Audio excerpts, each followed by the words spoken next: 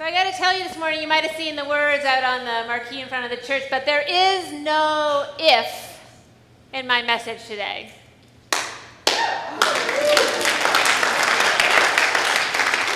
There is no if I had a hammer, because I have a hammer.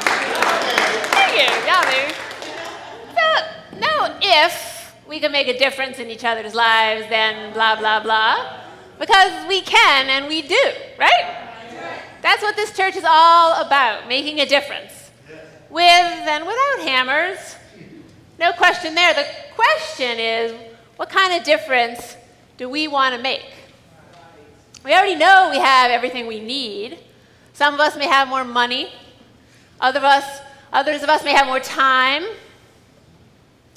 We have different skills, experience, interests, different tools. Some of us may have more patience. Maybe you have a lot of patience. And maybe some of us have lots of passion. I see some of you over there with lots of passion. We all have different tools, right? You with me? Somebody might have lots of focus. Another person might have lots of friends. I bet a lot of you have lots of connections. We all have different tools. I got a bunch of tools. We have all we need to make a difference. The question is, what are we going to do? What dream do you have that this church can help make come true? That's what I want to know this morning from you. What dream are we called to make real in this church? The thing is, we all dream. Some of us dream in color. Our dreams may be fanciful, fantastic, sometimes fearful. You may dream of ordinary things in your day-to-day lives, or you may dream of movie stars and traveling beyond the stars. Some of us may dream of loving and losing, of finding our way back, finding long-lost treasure. But no matter what, no matter we remember them or not, we all, every single one of us, has a dream. Now, there are dreams we only dare to dream when we're asleep, when our unconscious mind is set free. And there are dreams we see in the daylight, but never risk sharing with each other. Dreams we only dare to share when our open hearts are set free. Those are the dreams I want to know about today from you. And as your minister, I really want to hear those dreams. So this morning, I want you to dig deep into your consciousness to find the night or the daydream that's calling to you. And at the end of this service, I'm going to invite you to dare to share that dream with each other, no matter how big it is, no matter how small it is, because the power of a dream isn't in its size. The power of a dream is in its simplicity and in its significance. It's the dreams we have and we hold, the ones that won't let us go, the ones that dream us, and the ones we dare to share. Those are the dreams that really do come true. So this morning I have 3 dreams to share with you. The first is Mr. Hugh Burley's. Some of you may know Mr. Hugh Burley. I'm not sure how long Hugh's been a member of this church, quite a while now, but I do know Hugh's been dreaming this dream for at least 20 years. Hugh's dream is simple enough, simple and straightforward, and significant enough to have a profound impact if we can hear and share his dream. Hugh's dream is that other churches in Tulsa would do as we are doing, which you'll find out more about in a minute. And as I let Hugh's dream about HOUS come alive in my mind, I came up with these numbers that I want to share with you this morning. HOUS, that's a 4-letter word, by the way, HOUS, has been able to steadily build and or renovate approximately 5 houses a year for the last 20 years. If 5 more churches, just 5 more churches in this town worked once a week, the way our group does, houses could complete 30 rebuilds this coming year. Over the next 5 years, if there were just 6 churches doing this work in this city, we could help rebuild 150 houses. You can check my math later. Okay, so I started dreaming, right? And then if we could get 10 churches involved, We could rebuild 250 houses in the next 5 years. And I couldn't stop there. Just listen to this, because this was true in the past. This church used to have 2 groups. If we had 2 groups working on 2 different days, for the next 5 years, we could double those numbers, and we would rebuild 500 houses in the next 5 years. Can I hear an amen for that? Amen. So now you got to consider that right now, 8,000 houses are substandard within Tulsa city limits alone, and that multiple generations are living in most of those homes. Then you can understand the power and the magnitude of Hugh Burley's simple yet significant dream. But to really understand Hugh's dream and how he's working on his dream, first you have to know a little bit about Hugh's truck. It's a Ford, and it's burgundy, not red. Hugh's burgundy Ford pickup is a 1994, which is an uncanny coincidence since that's the year HOUS got started at All Souls. The bed of the truck is covered. In the back is a treasure trove of tools Hugh has collected in his lifetime: diagonal cutters and C-clamps, saws, screws, and squares, drills, drip pans, nails, and needle nose pliers. The tools are safely tucked away in built-in boxes, and some sway in made-to-order hammocks. There are ladders, too, tall and small. It is quite a truck. So when I went to visit a current HOUS worksite a few weeks ago, no one paid too much attention when I pulled up and parked my little Subaru a little ways down the street on East Seminole in North Tulsa. I had to move a ladder aside to get around the corner of a house to tell someone replacing the rotting window around a window that I was there looking for Hugh. "So glad you could come on out today," a man with a hammer said. "Would you mind helping me carry this piece of siding back behind the house?" He looked at me, perhaps assessing my strength. "You're too late for lunch." No, I don't mind at all, I answered as I picked up my end and started walking, wondering why I'd chosen to wear heels today of all days. But we made it around the corner on the small house lot, along the side of the house where 3 or 4 men were working on windows, to the back of the house where 3 or 4 more were cutting the new siding with a table saw. We shook hands as we introduced ourselves, and I learned that they were cutting hardy plank. That's right, hardy plank.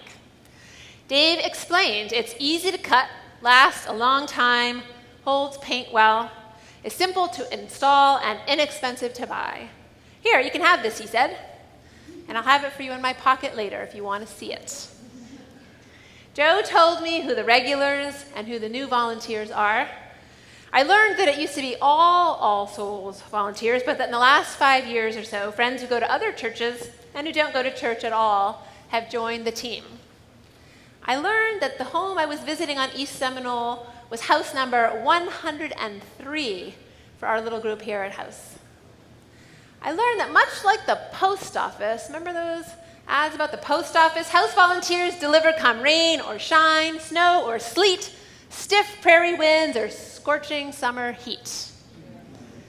But my learning wasn't done.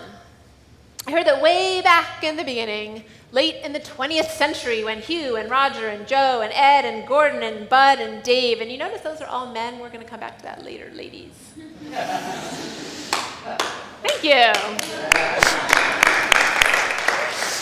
When they were still working their day jobs, they built houses from the ground up with Habitat for Humanity. And when that got to be too expensive, they had to raise $35,000 just for one house.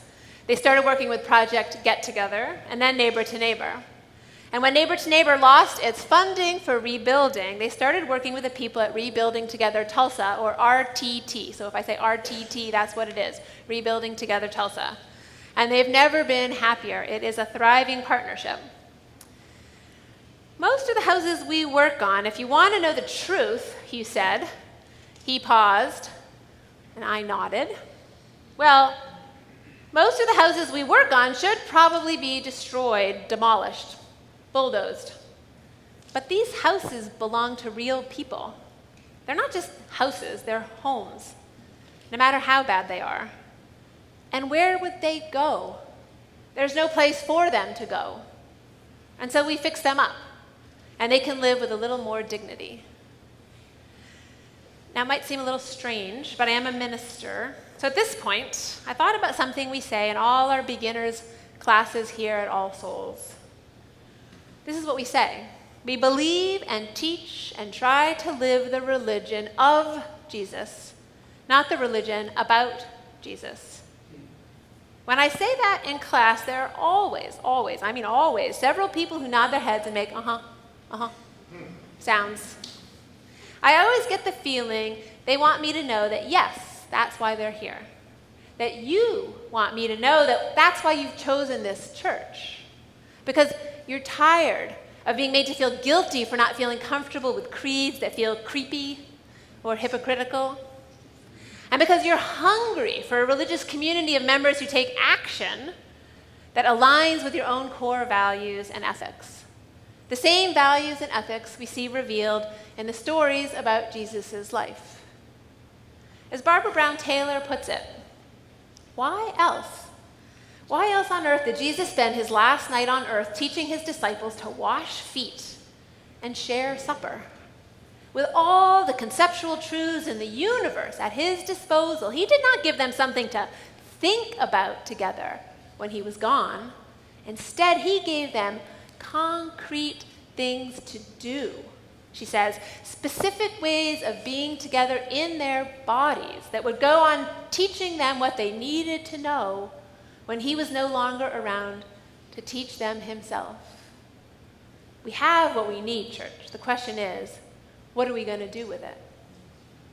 She goes on, after he was gone, they would still have God's word, but that word was going to need some new flesh, and I would add some new muscle.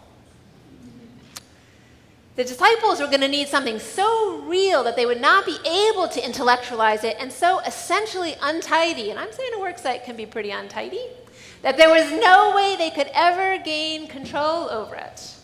So Jesus gave them things that they could get their hands on, things that would require them to get close enough to touch one another. And Jesus, a carpenter after all, might have given them a hammer too. Maybe one like this.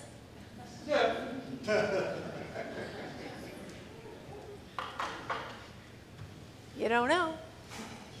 Well, on East Seminole, there was plenty of things you could get your hands on, and there were plenty of concrete things to do, and a few more things for me to learn.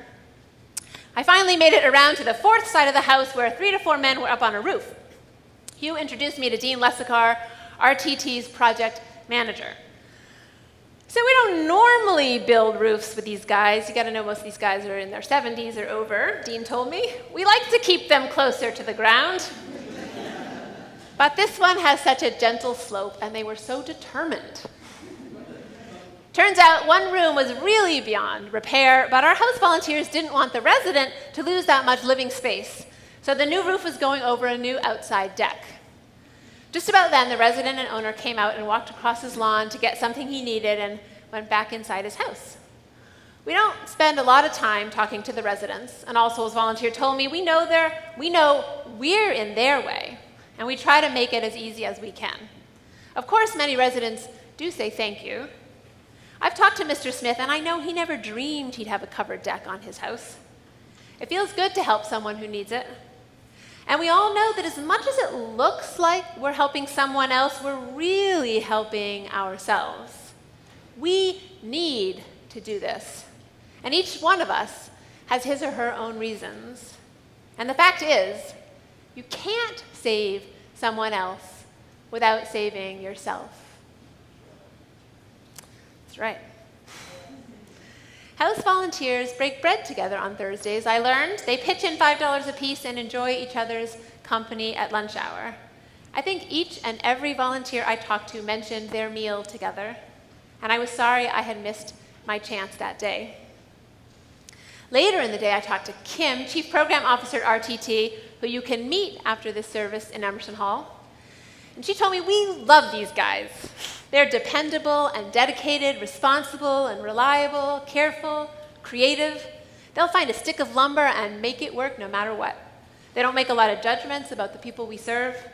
In fact, they're incredibly humble, she said. They work every week and expect nothing back in return. If anything, they're over-conscientious. We kept trying to get them to go home the other day because of the heat. We practically had to kick them off the work site when the temperature went up past 100 degrees. She finished, "We wouldn't be able to accomplish what we do without them." It turns out our HOUS volunteers are part of ROOT, one of 4 programs RTT administers. ROOT, another 4-letter word, stands for Repairs Offered at Other Times. It complements their other programs, which include, just bear with me, it's a little bit information, but it doesn't matter. Energy efficient refits of houses sponsored by PSO. A safe home program which installs ramps and handrails. And their roofing program, which is usually contracted out to professionals. The Kaiser Foundation is a big funder. Their concern for young children's education extends to their support for fixing the homes in which our community's children live, because they understand, as I'm sure you'll agree, that children need to be physically safe and secure in order to be able to learn. But sometimes, life leaks over the limits of any generous funder's stipulations, which is why I need to tell you about Miss Sally's dream. It's a simple dream, simple and straightforward and significant enough that if we respond, it would have a profound impact. Miss Sally's dream is to stay in her house, the house she raised her kids in, the house she owns. Oops, sorry, I got that wrong. Miss Sally's dream is to stay in her home. Miss Sally fits the profile of the typical householder RTT serves. She's single, she's over 60, she's African American, she has multiple generations living with her in her home. Kim from RTT tells me that whenever she comes to visit, Miss Sally is taking care of her great-grandchildren, and just in case I missed it, she repeats it 2, 3 times. Her great-grandchildren, Barbara, they're always there. Miss Sally's toilet and her bathtub are falling through the floor, but there aren't enough funds to fix her house. Not enough funds, you might be wondering. You just told me how great all these programs are. And I did. But Miss Sally doesn't need a roof, so she doesn't qualify for that part of the program. And the Public Service Company of Oklahoma would offer $1,800 to make her home more energy efficient, but that won't help Miss Sally stop her house from collapsing. And yes, volunteers can, and maybe they will, put in safety bars and handrails, but that's not what she needs. She needs a new floor. Her family doesn't really know how to help, but they want to, and so they all pitched in and bought her a beautiful stainless steel double-sided refrigerator. The fridge stands against a wall in the kitchen, which meets the bathroom wall, and it's heavy, so even though the fridge is beautiful and Miss Sally loves it, it's putting even more pressure on a floor that's falling even faster. Miss Sally, then there's the George Kaiser. Remember, Miss Sally doesn't qualify for special funds from the George Kaiser Foundation either, because they stipulate that all children living in RTT project houses must attend EduCare. But Miss Sally doesn't have guardianship of her great-grandchildren, even though she cares for them daily. So RTT is currently looking for the funds to stop the floor of Miss Sally's house from collapsing beneath her family's feet. This is where we come in, church, don't you agree? Yes. I remembered HOUS' words. The house may look like it should be destroyed, but where would Miss Sally and her children and her great-grandchildren and her great-grandchildren go? There is no if. Miss Sally has a dream she dared to tell someone, and now we've all heard it. We have the members, the motivation, the money, the knowledge, the know-how, the tools, the passion, and the patience, and a strong, solid, spiritual foundation for our work. So let me tell you about that for a minute. Sustained by a faith in God's all-inclusive love, right? Everybody's included in God's love. Is that what we say every Sunday morning? Is that what I jumped the gun and started saying this Sunday morning? See, I had to get to the punchline. Or we know we have a big church with diverse views. If you're more of a humanist and you're sustained by a commitment and a responsibility to care for each other, because this is the only life we know for sure we get to live, we together, we have more skills, more will, more talent, more treasure to make a huge difference in this town. Which Takes me to the third dream I said I'd tell you about this morning, which is my own dream. My own dream for you and for this church. It's simple. It's simple and straightforward, and I hope it's significant enough to have a profound and lasting impact. My dream is that together this year we'll continue to build, create, and develop meaningful and effective social justice outreach ministries that will change the world at the same time that we change ourselves, that will save the world, and I heard you saying and amen, that will save the world at the same time that we save ourselves, because that's the way it works. Is that the way it works? Yes. So part of my dream, I've got to tell you, is already coming true because I'm here. Thank you. I'm here at All Souls, which is an incredible place to be. And I am grateful and humbled beyond belief to be a part of this church, which is indeed transforming me. And those of you who've seen me the last couple years, you're probably aware that some transformations happen in here. Being in community with people who practice daily the demands of a love beyond belief, and that is not an easy thing. It sounds good, but it is not an easy thing to do. Being in community with people who hold me accountable when I fall back into old patterns that betray who I'm capable of being, of who God calls me to be, is already a dream come true. So thank you. Thank you. But I got to tell you, it's not happening for my sake alone. As your minister, I'm not only grateful and humbled, I'm determined. Because the church exists for transformation, not only of the self, but of one's surroundings. Do you share my dream? Yes. To change the world and in the doing, be changed? Do you? Yes. To save the world and in the doing, be saved? Yes. Woo, good. And what about Miss Sally's dream? And what about Hugh Burley's dream? Yes? Yes. I believe you. Not just because you're saying yes. This is why I believe you.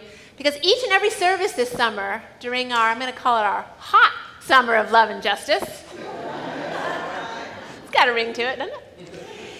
Each time a minister made a call to justice from this pulpit, 20 or more people came forward and signed up. Every single time you signed up to do something about protecting a woman's right to make choices about her reproductive life. And you deserve a round of applause for that. You signed up to do something about protecting and promoting same-gender loving couples' rights to marry. And you kept coming back for more, and you signed up to do something about the rights and dignity and safety of undocumented immigrants in our town. Thank you very much. And you signed up to do something about improving the education of children in our partner schools.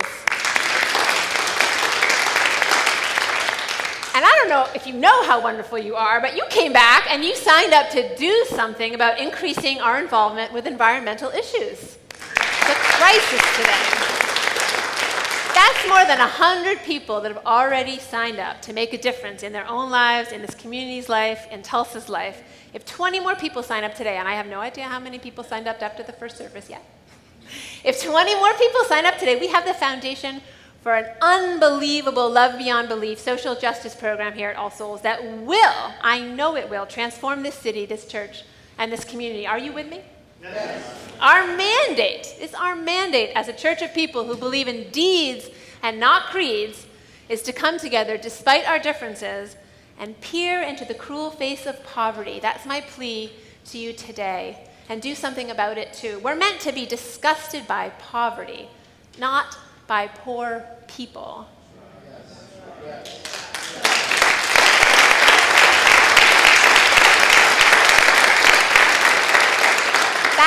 That's why the windows of this sanctuary are clear glass, church, so we can see the world and the world can see us. Too many people, this is a sad story, too many people have told me already that they're not sure if they belong here. They're not sure if they can come to church here. They don't think they can pledge enough. They don't think they have the right clothes. They're sure they're not driving the right car. That's wrong. They're ashamed to tell us their house needs work and they can't afford the repairs. That's wrong. We're meant to be disgusted by poverty, not the poor. But some of you are daring to tell the truth, and that makes me hopeful. And HOUS has started, because some people are daring to speak out. HOUS has started working on some of our own members' homes too. So I say to you, poor, P-O-O-R, cannot be a four-letter word in this church.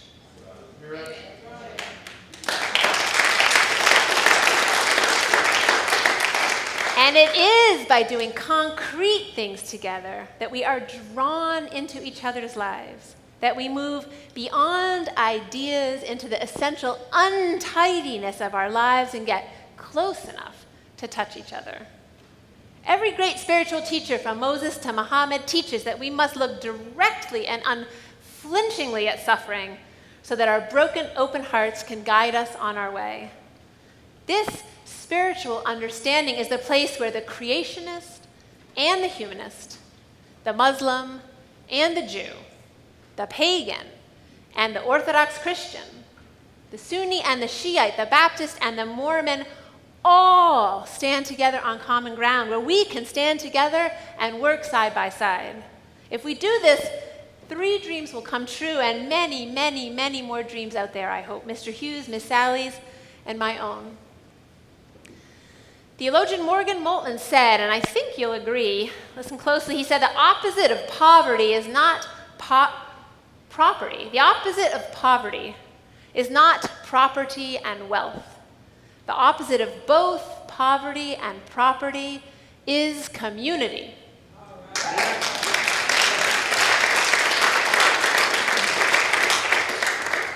Or you might like it even a little better the way Father Dan Allen, founder of Neighbor for Neighbor, said it. He said, our call is to give a damn about our fellow man. And it is our call, church. The truth is, poverty persists in both political parties. Poverty persists in North, South, East, and West Tulsa. Poverty persists from the Pacific to the Atlantic on every continent of this beautiful and beloved earth. And the moral arc of the universe, it bends towards justice. It doesn't zoom towards justice, it bends. So with persistence, patience, and perseverance, we can make progress together so that more people will live in dignity and know their own divinity. In the doing, we will be changed, and we will change the world. In the doing, we will be saved, and we might just, together, church, we might just save the world. So this morning, I urge you to share your dreams with each other and with me. The sight of 16 white-skinned, silver-haired men over 60 on the front lawn of Miss Sally's house way up north is all the proof I need of the presence of the divine in the daily details of messy, concrete, human life and work. And it's abundant and sufficient evidence of the holiness in the ordinary, in case I or any of you here this morning needed some more evidence beyond the rising of the sun and the singing of the birds this morning. So I hope after this service you'll go into Emerson Hall and meet Kim from Rebuilding Together and talk to David Duke, who's been doing this work for 20 years. We've got pictures for you and a slideshow going and a sign-up sheet. And Kim will tell you that the second Saturday of every month you can get a taste of what Rebuilding Together does, 9:15 to 11:30. They provide all the tools and the work site and everything else. I've got more projects I could tell you about, but I don't want to overwhelm you. I'll keep that for private conversations afterwards. The list is long. The need is great. I know you know that. And I know here that we have all the tools to make a difference. I'm going to share one last little dream that I alluded to before. I think we need a women's team here at All Souls. I don't know what color our truck is going to be. Maybe it's going to be a purple truck to match Mr. Hughes' burgundy truck that we can load up with tools and go out on Saturday mornings and start working. No IF. Remember, no if. I've got a hammer. Just D-O, do. The last verse of the song goes like this. Well, I've got a hammer, and I've got a bell, and I've got a song to sing all over this land. It's the hammer of justice, and it's the bell of freedom, and it's the song of love between my brothers and my sisters all over this land. Are you ready to meet me in the streets of Tulsa on the paths of everyday, church? Yes. Because I've got a hammer. Amen.